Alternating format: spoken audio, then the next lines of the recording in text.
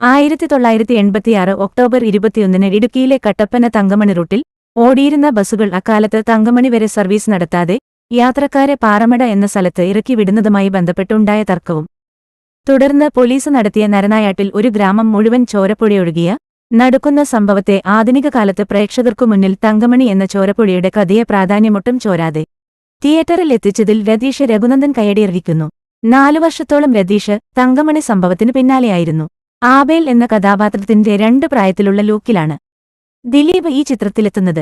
ദിലീപിന്റെ അഭിനയ മികവും സിനിമയോടുള്ള അഭിനിവേശവും വെളിപ്പെടുത്തുന്ന പൂർണ്ണതയിലാണ് താരം ഈ കഥാപാത്രത്തെ സമീപിച്ചിരിക്കുന്നത്. ആക്ഷൻ രംഗങ്ങളും ഏറെ നന്നായി ദിലീപ് കൈകാര്യം ചെയ്തിട്ടുണ്ട്. ആബേലിന്റെ ഭാര്യ അനിതയുടെ വേഷമാണ് നിത പിള്ളയ്ക്ക്. ഇടുക്കിയിലെ നാട്ടിൻപുറത്തുകാരിയുടെ കഥാപാത്രം നിതയുടെ കയ്യിൽ ഭദ്രമായിരുന്നു.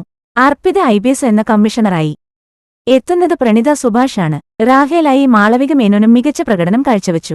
മനോജ് കെ ജയൻ, സുദേവ് നായർ, അസീസ നെടുമങ്ങാട്, സിദ്ദീഖ്, സ്മിനു സിജോ തുടങ്ങിയവരും മികവുറ്റ പ്രകടനമാണ് നടത്തിയത്. യഥാർത്ഥ സംഭവത്തിന്റെ ശക്തമായ അടിത്തറയിൽ കെട്ടിപ്പൊക്കിയ കരുത്തുറ്റ ഭാവനാസൃഷ്ടിയാണ് തങ്കമണി എന്ന ചിത്രത്തിന്റെ തിരക്കഥ. മനോജ് പിള്ളയുടെ ഛായാഗ്രഹണവും വില്യം ഫ്രാൻസിസിന്റെ സംഗീതവും ചിത്രത്തിന്റെ ഗൗരവം ഒട്ടും കുറയ്ക്കാതെ പ്രേക്ഷകരിൽ എത്തിക്കുന്നതിൽ വലിയൊരു പങ്കുവഹിച്ചിട്ടുണ്ട്. 2.5 മണിക്കൂർ ഒട്ടും മുഷിപ്പിക്കാതെ പ്രേക്ഷകരെ സിനിമയിൽ തളച്ചിടുന്ന രീതിയിൽ ചിത്രസംയോജനം നടത്താൻ ശ്യാം ശശിധരന് കഴിഞ്ഞു. ഫ്ലാഷ്ബാക്ക് കാലത്തെ മനോഹരമായ ഗ്രാമീണതയുടെ ദൃശ്യാവിഷ്കാരവും കളർ ടോണും അനുയോജ്യമായ പശ്ചാത്തല സംഗീതവും മികവ് പുലർത്തി. മനു ജഗതിന്റെ കലാസംവിധാനവും നീതി പുലർത്തി.